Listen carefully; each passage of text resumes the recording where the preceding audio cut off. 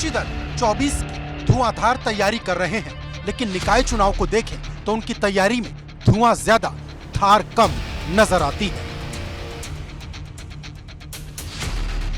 माना जा रहा है कि यूपी की निकाय परीक्षा 24 के चुनाव का सेमीफाइनल है। लोकसभा चुनाव में हालात कैसे रहेंगे, इसकी तस्वीर कुछ हद तक निकाय चुनाव से ही साफ हो जाएगी। लेकिन सपा से लेकर बसपा तक और कांग्रेस से लेकर राष्ट्रीय लोकदल तक पर अगर नजर दौड़ाएं तो पार्टी के दिग्गज नेता उस तरह एक्टिव दिखाई नहीं देते जैसे भाजपा के नेता या खुद सीएम योगी आदित्यनाथ दिखाई दे रहे हैं। देखिए, भारतीय जनता पार्टी इसे सेमीफाइनल जरूर मान रही होगी, लेकिन अपोजिशन इसे सेमीफाइनल नहीं मान रहा है।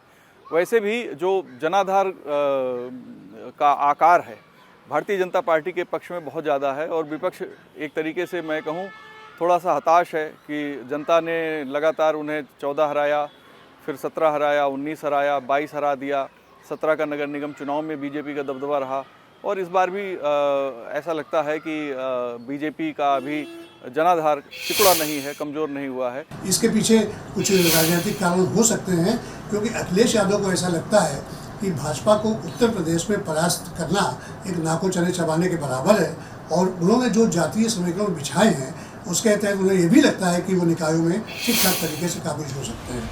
अखिलेश यादव 24 का गुणा भाग लगा रहे हैं। मायावती को पता है कि उन्हें क्या करना है। कांग्रेस बाकी राज्यों में तो एक्टिव दिखाई देती है, लेकिन सबसे बड़े सियासी सूबे में उसका संकट गहराता जा रहा है और जिस निकाय चुनाव में जमीन मजबूत की जा सकती है वहाँ सन्नाटा पसरा है। देखिए, निकाय चुनाव कभी भी नेशनल चुनाव का सेमीफाइनल नहीं हो सकता।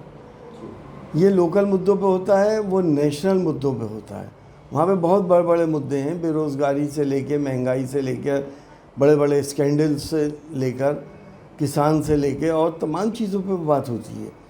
तो निकाय चुनाव को आप नेशनल चुनाव से जोड़कर नहीं देख सकते। अब ये एक प्रदेश के नगर निकाय के चुनाव जो हो रहे हैं, स्थानीय नगर निकाय के चुनाव हो रहे हैं, उसे सेमीफाइनल मान रहे हैं ये देश की लोकसभा का।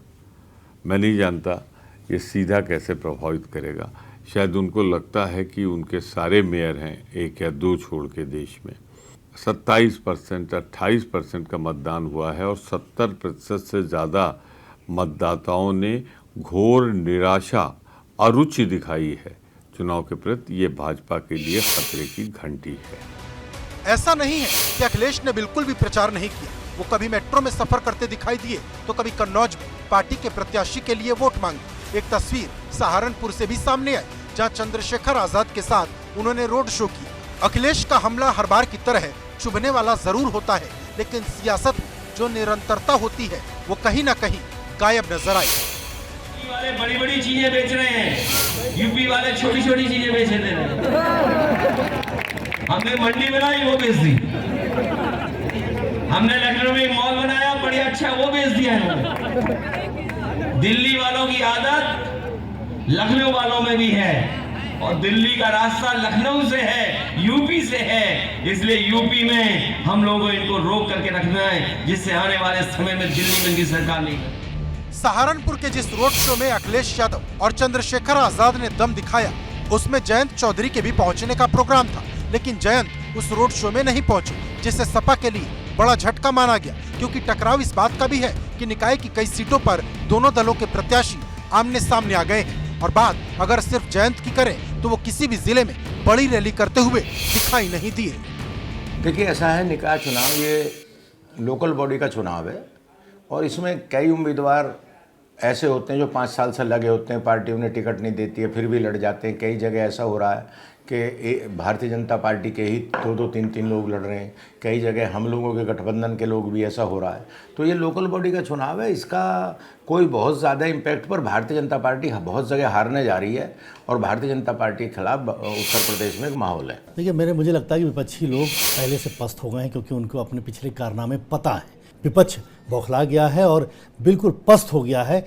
आज ये केवल ट्विटर के नेता रह गए हैं और आप देखना कि इस चुनाव बम्पर भारतीय जनता पार्टी जब जीतेगी, इसके बाद दूसरा रोना ये शुरू करेंगे, रोना जब ये कहेंगे ईवीएम गड़बड़। ये ईवीएम पे भी प्रश्न उठाएंगे। लोकसभा चुनाव के लिए अखिलेश कभी कोलकाता में ममता बनर्जी के साथ दिखते हैं, कभी चेन्नई में स्टालिन के साथ नजर आते हैं, कभी दिल्ली में केसीआर से मुलाकात करते हैं, तो कभी लालू और नीतीश के साथ नजर आते हैं। लेकिन यूपी के निकाय चुनाव में पार्टी के कार्यकर्ता उनकी जितनी मौजूदगी चाहते हैं उसे शायद वो पूरा नहीं कर रहे, और नतीजे आने के बाद आरोप क्या लगते हैं ये सबको पता है।